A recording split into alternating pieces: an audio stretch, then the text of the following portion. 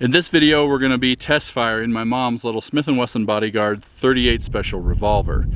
Now, this is a handy little revolver, and it's got one of the easier trigger pulls of a lot of the snub-nose revolvers, which is why I got it for my mom. My mom was taking a handgun class not very long ago, and during the class, she had a problem. She'd fired a few shots, and then on one of the shots, it made a little bit of a funky sound when it went off, but a hole did go in through the target. But when she went to shoot her next shot, the gun was locked up and she couldn't fire it, and the cylinder wouldn't rotate, nothing would happen. Well, thank God that happened, and I'll explain why. She had what is pretty rare. Like, you'll hear the term squib fairly often when you're learning about gun malfunctions, and a squib is where there's not enough energy, whether the cartridge didn't have powder in it or there could be other factors, but the bullet goes out of the chamber but it gets stuck in the barrel. And if that happens and then you fire another shot right after that and you've got an obstruction in the barrel, the gun can explode in your hand. Well, in this case, my mom had what's called a jacket squib, which is pretty rare. And in a jacket squib, the lead core of the bullet shoots out, but it leaves the jacket of the bullet stuck inside the barrel. In this case, what happened was the jacket and the core separated and the jacket stayed in, but the jacket was in the cylinder and in the barrel, so it was across that gap, so the cylinder couldn't turn. If the squib would have been just in the barrel, the cylinder would have turned, she would have fired another shot, and the gun would have probably exploded in her face. So I'm very thankful that the malfunction happened the way it did. But I just wanted to show you guys what a jacketed squib looks like in real life.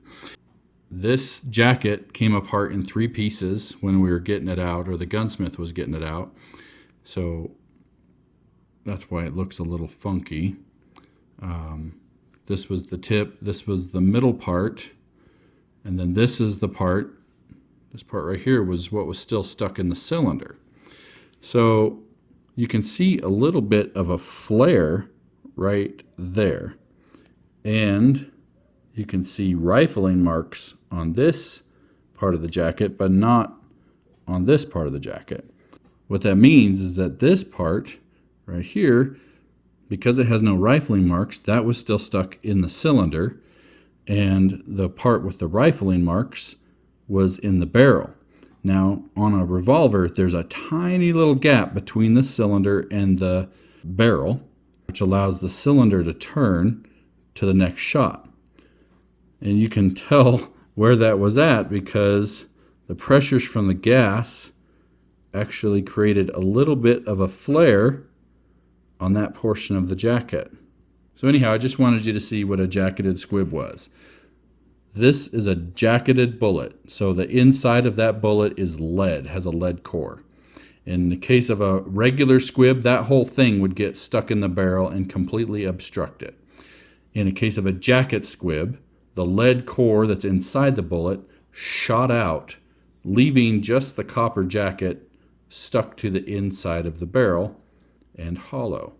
But if she would have fired another shot, the next bullet would have impacted these obstructions in the barrel and exploded her gun in her hands. Now, in trying to figure out why she had a squib, why she had that malfunction, when all was said and done, we figured out what happened. What happened was that she bought the wrong 38 ammunition. Now, a lot of times when people say the word, yeah, I got a 38 revolver, it's kind of just assumed that it's 38 special. To somebody who's new at shooting and they hear the term 38, they may go to the store and just buy whatever 38 they see on the shelf. However, there's multiple 38 caliber cartridges. For instance, this little bugger right here is a 380 ACP. It's a 38 caliber cartridge, but it's designed for small little automatic pistols.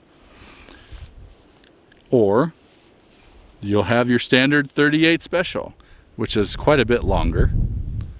This is what the gun is chambered for. But what happened with my mom was that she bought a 38 Super plus P. Now, you might wonder what the difference is. Maybe they don't look that different. But a 38 Super is also designed for an automatic, and it's a little bit shorter than the 38 Special, but it's designed to be able to operate at much higher pressures. So it's actually a more powerful cartridge. It's got probably double the amount of recoil than the longer 38 Special. And some folks would be thinking, well, if it was designed for an automatic pistol, then it won't have a rim on the head. So automatic cartridges, you can see the case head on that 380. It doesn't stick out from the sides, right? Okay, well, a 38 Special has a rim. So if you look at the case head is a larger diameter than the case wall. And that allows the cartridge to sit in the cylinder, and I'll show you that here in just a second. If you put a rimless cartridge like a 380 ACP into this 38, the cartridge could just fall all the way into the cylinder. Now the 38 Super plus P is designed for automatic pistols, and it doesn't have a full rim, but it does have what's called a semi-rim. If you look close, it is just a little bit bigger than the case wall. Okay, so I'm going to show you this. This is a 38 Special. You should be able to read that on the case head. 38 Special sits right in here, and you can see, so I'm going to do that again. You can see the cylinder here. I'm going to drop this round in there, and it lands right there on the case head, on the rim, if you will. 380, let's watch what happens here. This is the automatic rimless 380 ACP. Oh! All the way in the cylinder. There's no way that can fire. Now, this is the 38 Super. Even though some folks assume that the 38 Super is rimless because it's designed for automatics, let's see what happens when we load it into this cylinder. Sits right up there. So we had a local gunsmith fix Mom's revolver. He had to use a special solvent to dissolve the jacket that was squibbed in here, to dissolve it down enough to where he could remove it, because we tried different tools and we couldn't get it to come out with just tools. In the process of doing that, the solvent was so strong that it actually ate all the finish off of this revolver. So it got completely refinished because the solvent had dissolved all the paint off, which I'll roll a photo of that in here too.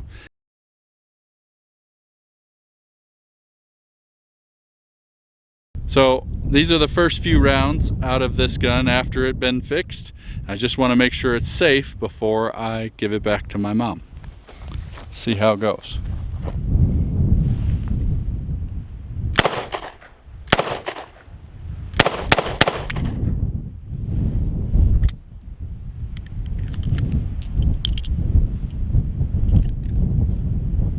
Everything looks good. The point of this video is to make sure that you shoot the correct ammo out of your weapon. And the way that you can tell that is by looking at the barrel. If you look at the side of the barrel right here, you can see it says 38 Special plus P. That is the kind of ammo that you can shoot. 38 Special, and if you want to shoot the higher pressure rounds of 38 Special, you can shoot the plus P as well. 38 Special plus P stamped on the weapon. Every weapon has its caliber designation stamped on the chamber or on the barrel, somewhere where you can see it. Because in that clip of my mom's revolver, the light wasn't very good and you couldn't really see the barrel marking, I thought I'd show you a couple more examples. On this Ruger GP100, you can clearly see 357 Magnum is laser engraved into the barrel. On this Charter Arms undercover, you can clearly see 38 Special stamped into the barrel.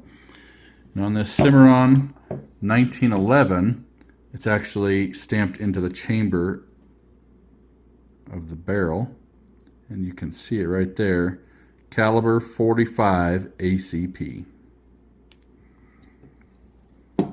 So when you're buying ammo off the shelf, you need to really look at the label. This one says 38 SPL, which is pretty obvious 38 Special. This one, 38 Super plus P. Both are 38s. Now, even though it might seem safe if the gun is chambered for a 38 Special, to shoot a smaller cartridge that's still 38 caliber, maybe you would assume that the smaller one is weaker, but that's not the case. The 38 Super, just because of its design and the way it's loaded and the powder it's loaded with, is actually higher pressure, more power than the 38 Special. This cartridge, even though it's shorter, even has double the recoil, or the kick you might say when you're shooting, than the 38 Special. So can you shoot a 38 Super in a 38 Special revolver? Technically, yes, you can. My mom did it for several shots before her gun locked up and almost blew up in her face. So shoot the correct ammo for your weapon.